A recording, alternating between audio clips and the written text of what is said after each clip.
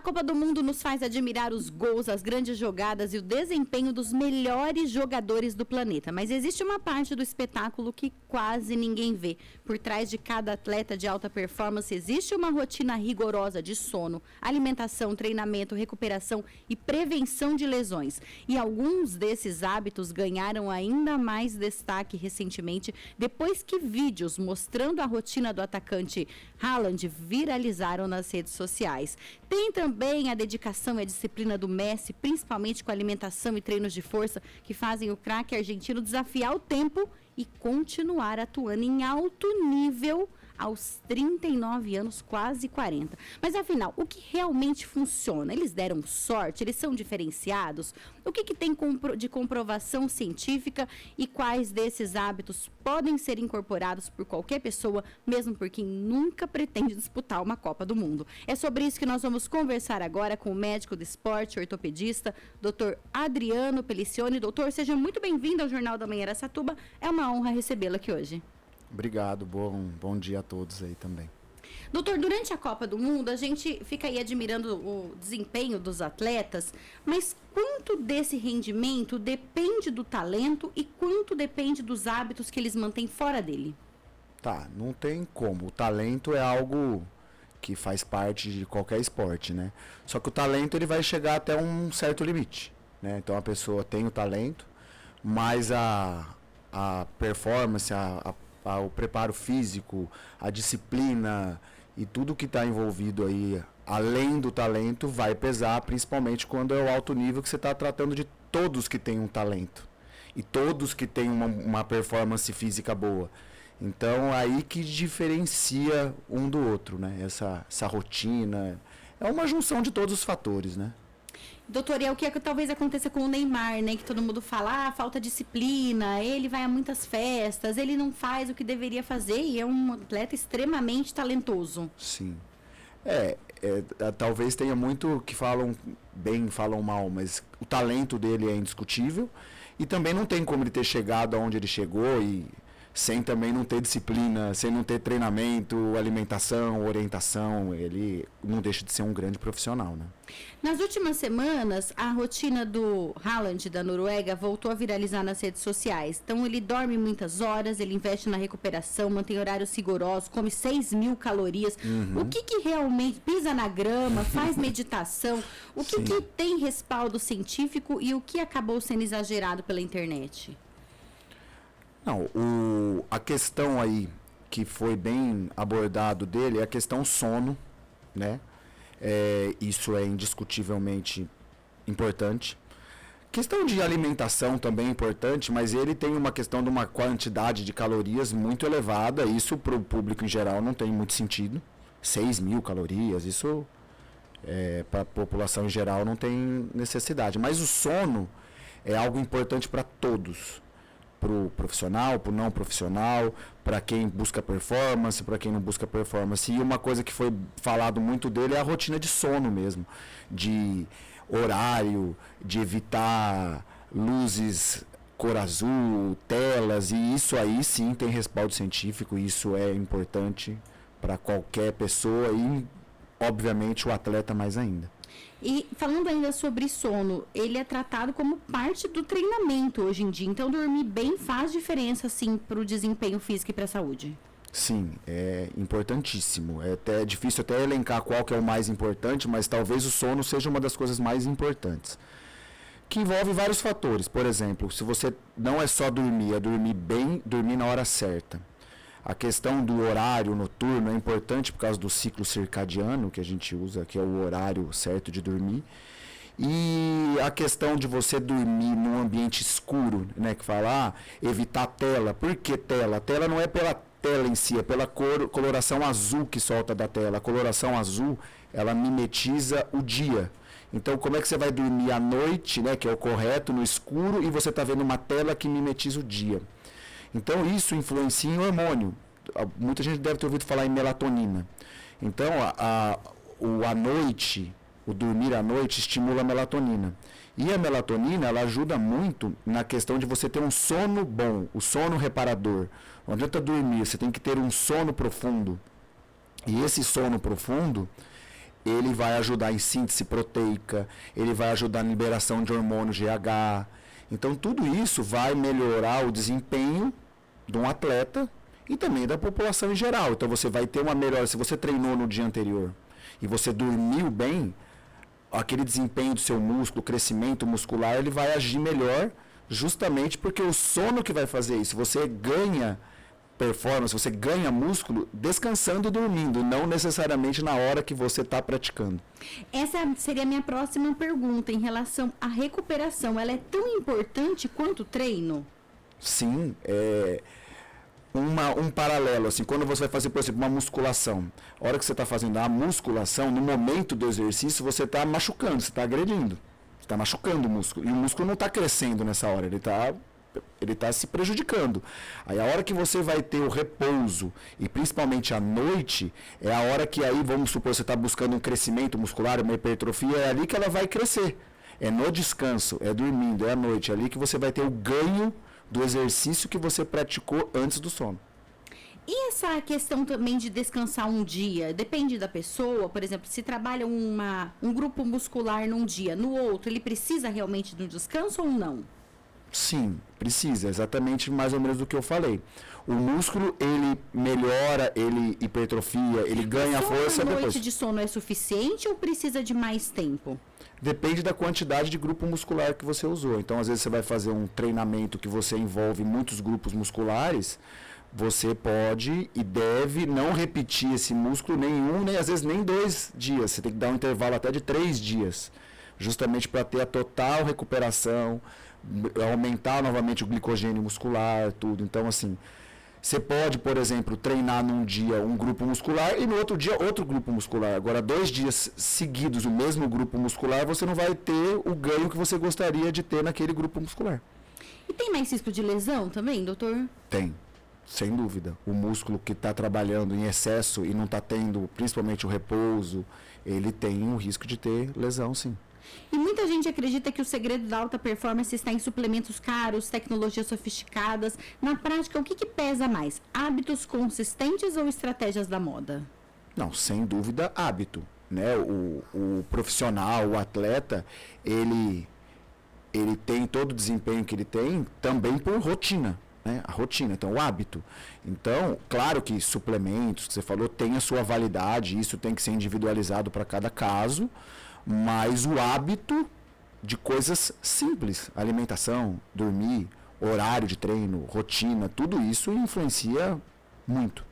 Doutor, existe um programa criado pela FIFA chamado FIFA 11+, é isso?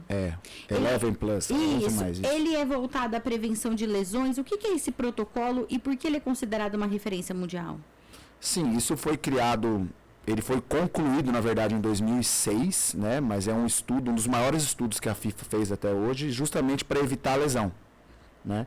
Então, ele é praticado hoje desde a base do futebol, do sub-11, sub-13 e tudo, para evitar lesões no futuro. E foi um estudo muito cêntrico, que a gente fala, feito em vários países, vários clubes, várias idades, e chegou à conclusão de exercícios muito simples, que podem ser feitos na beira do campo, né? Isso para o jogador ou para a pessoa em geral pode ser feito em casa, dura 20 minutos, você não precisa de equipamento nenhum e ele foi evidenciado uma diminuição de 30% até 50% do número de lesões em quem pratica isso de 2 a 3 vezes por semana. E esses exercícios as pessoas têm acesso na internet? Elas conseguem encontrar e podem reproduzir? Hoje a gente tem quase acesso a tudo, né? Tudo. A questão é você filtrar aquilo que realmente é importante. Mas se você colocar lá FIFA 11+, você vai achar, inclusive, os exercícios, listando, são divididos em 3 etapas, né? E você vai achar isso e você pode reproduzir isso qualquer idade, em qualquer local. É muito fácil. E para qualquer tipo de esporte também, quem faz uma corrida, musculação, caminhada, pode praticar? Sim, o Eleven Plus ele é mais feito para prevenção de membro inferior, né? Por causa do futebol, tudo. Mas pode ser feito por todo mundo. E não tem nenhum problema. A pessoa ela quer fazer um esporte para membro superior, mas ela tem que ter um membro inferior bom. Funcionando também, exatamente, né? Não tem jeito. Muita gente chega à academia hoje, praticamente começa o treino sem aquecer. Estamos subestimando a importância do aquecimento? Ou não faz diferença? Tanta diferença assim? Tá, essa é uma pergunta interessante que muita gente faz, não com a palavra aquecimento, mas com a palavra alongamento, né? Que são duas coisas diferentes. Isso, é assim, aquecer, importantíssimo. Então, atividade física você deve aquecer antes de praticar.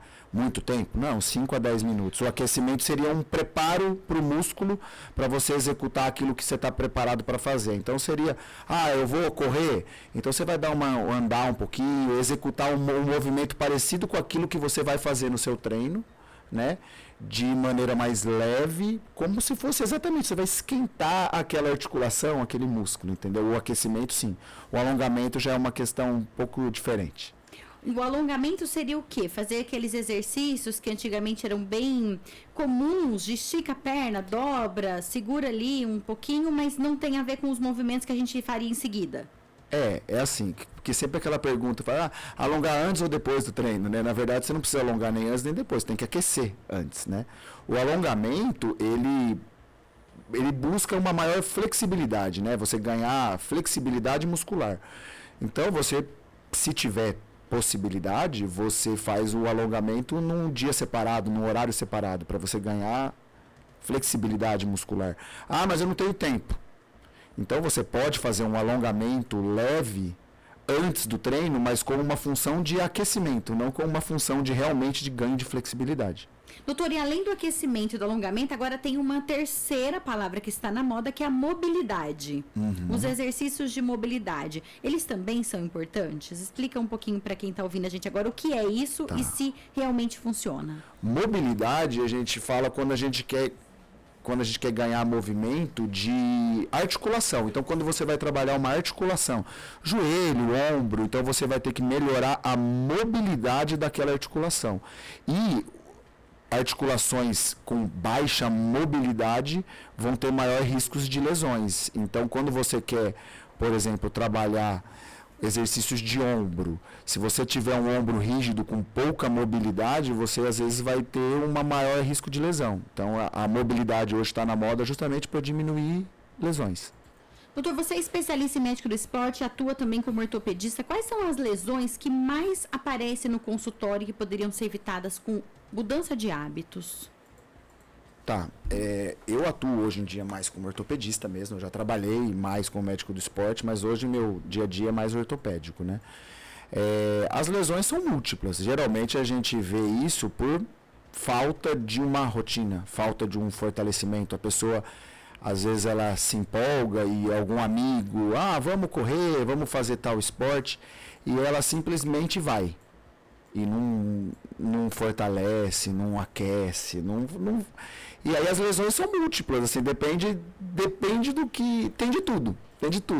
É muito comum hoje corrida de rua, então a pessoa, porque é um esporte fácil de se praticar, você não precisa de muita coisa, né? Tem lá a rua, o pessoal treina, e aí a pessoa simplesmente vai e corre, pega gosto. Até que a pessoa realmente transforme isso em um vício, é um esporte barato. Depois que ela começa a ficar viciada, aí o negócio vai ficando caro. Mas no começo realmente é mais barato. E aí ela acaba correndo cada vez mais e não pensa que ela tem que fortalecer, que ela tem que ter uma alimentação correta, que ela tem que ter um sono, que ela tem que fazer, e aí acaba machucando. Sabe que eu já tive uma questão, um problema, isso já faz muitos anos com os joelhos. Eu resolvi voltar a fazer musculação, voltei com tudo e eu quase detonei os meus joelhos. Sim. Aí eu fui entender a importância do alongamento, do aquecimento, de realizar as coisas dentro do peso adequado para ir fortalecendo aos poucos. Não dá para tirar um tempo de atraso ali de uma vez. A gente tem que respeitar. Existe um processo, né? Sim. Não existe, isso eu falo bastante para os pacientes, né? Não existe um esporte que você pratique que você não tem que pagar o preço, né? Que é a musculação. Eu gosto de... Às vezes vai, assim, a gente não dá muito... vai balé. Balé, menina do balé. Você acha que é só dançar? Não, você tem que tirar um tempo para você fazer a musculação, senão vai machucar. O correr entra nisso, então você tem que fazer musculação. Você tem que fazer o fortalecimento. Eu não gosto de musculação, então eu vou fazer outra coisa. A musculação é quase que obrigatória para todo mundo. Isso, para você fazer aquilo que você gosta, que o esporte importante é assim, qual que é o melhor esporte? É aquilo que você gosta. Porque você tem que fazer o esporte, é algo que tem que te dar prazer. Então, para você fazer aquilo que você gosta, que você tem prazer, Ah, mas eu não gosto de musculação. Esse vai ser o preço ruim para você pagar, mas tem que fazer. Senão você não vai conseguir fazer aquilo que você gosta, porque você vai se lesionar.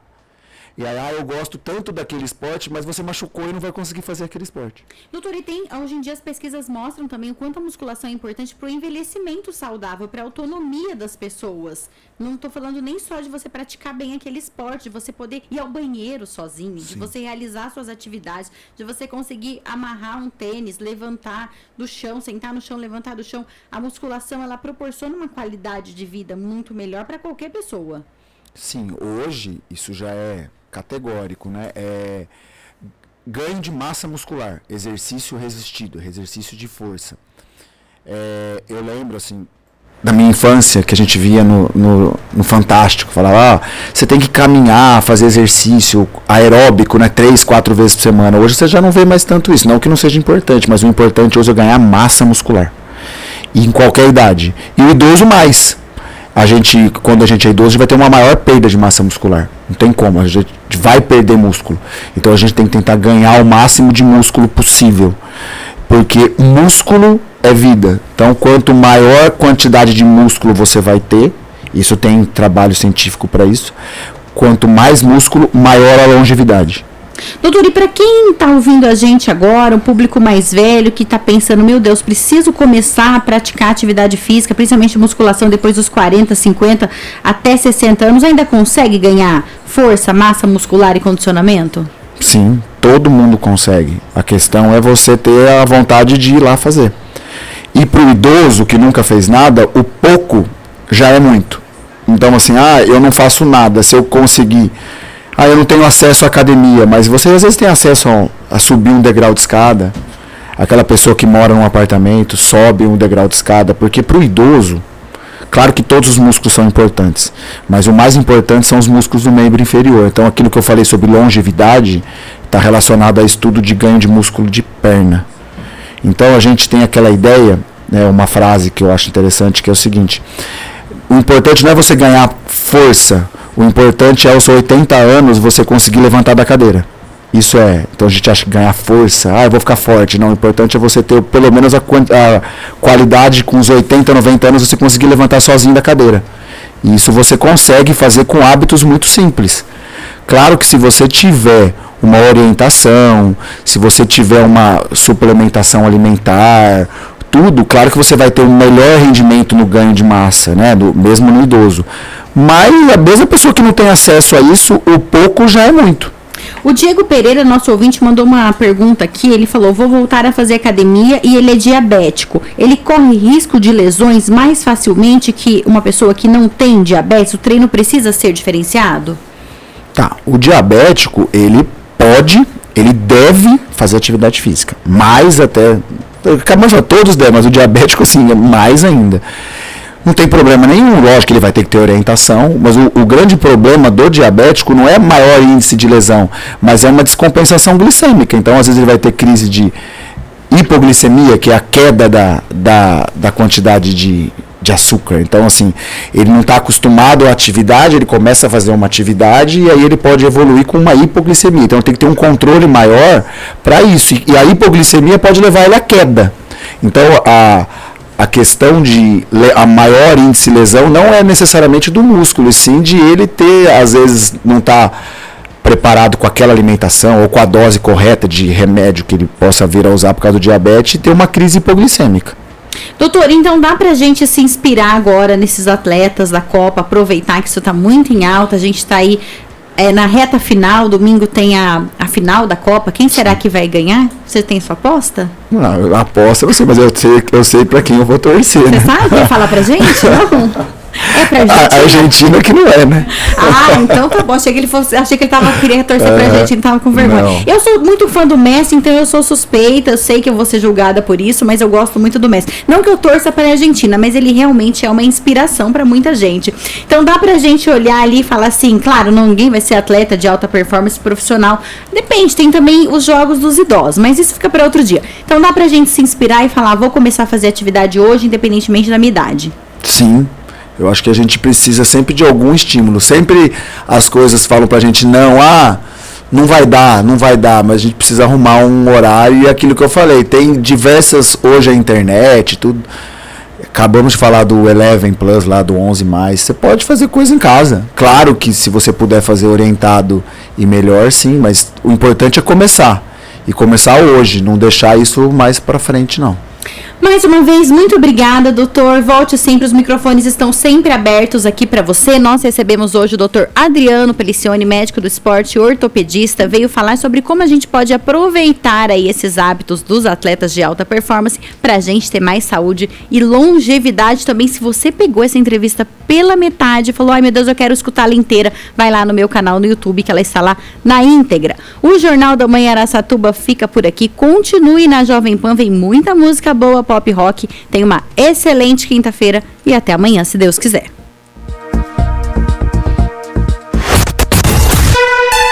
Você ouviu na Jovem Pan Jornal da Manhã.